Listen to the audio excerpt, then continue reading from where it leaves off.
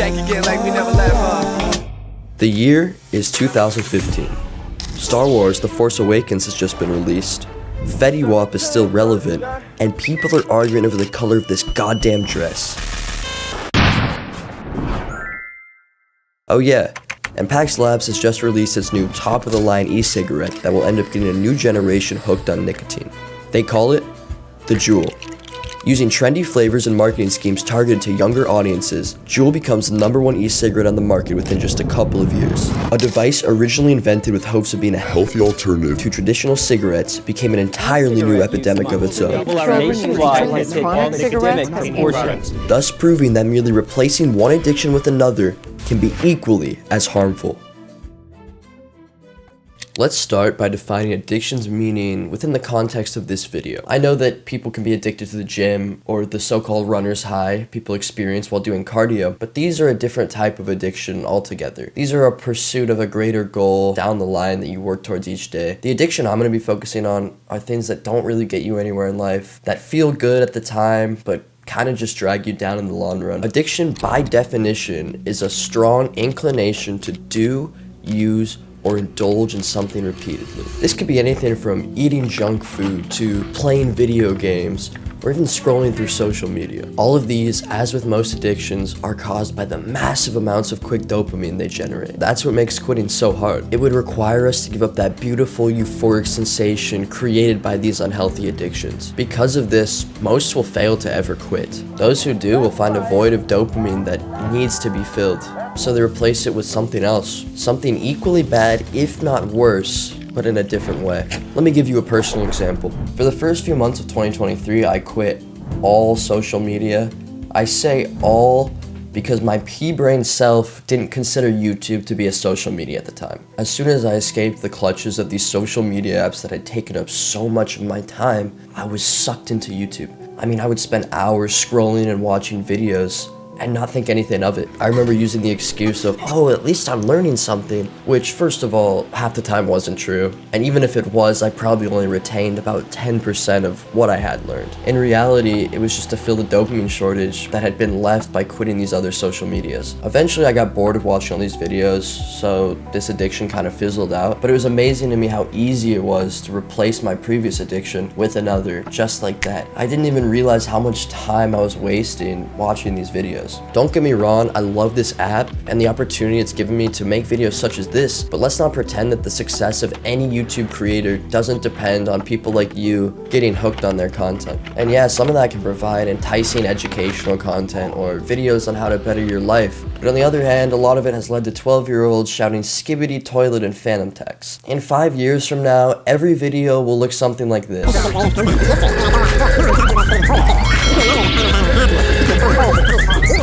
All to keep up with our brain's need to be stimulated. But this video isn't meant to bash YouTube specifically, it's to bash this idea of always needing to latch onto a new unhealthy addiction. So let's get into the main causes of that and how we can end up preventing them.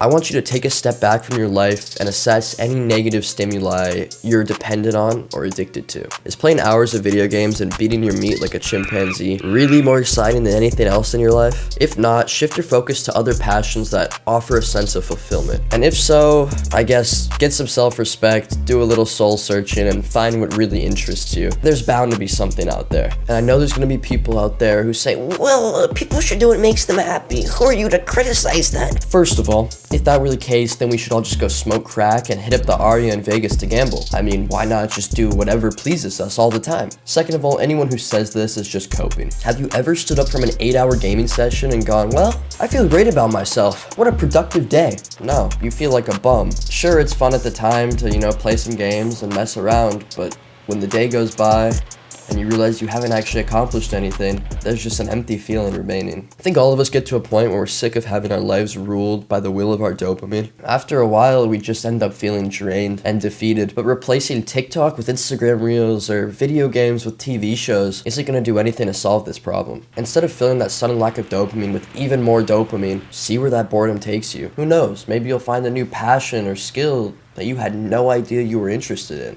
And even if you're not particularly good at anything, find something that makes you feel genuinely fulfilled. Something you could see yourself putting hours upon hours into, craving to get better. I don't think our lives have to be particularly exciting all the time, as long as you have a plan and a vision to what you want your life to look like one day.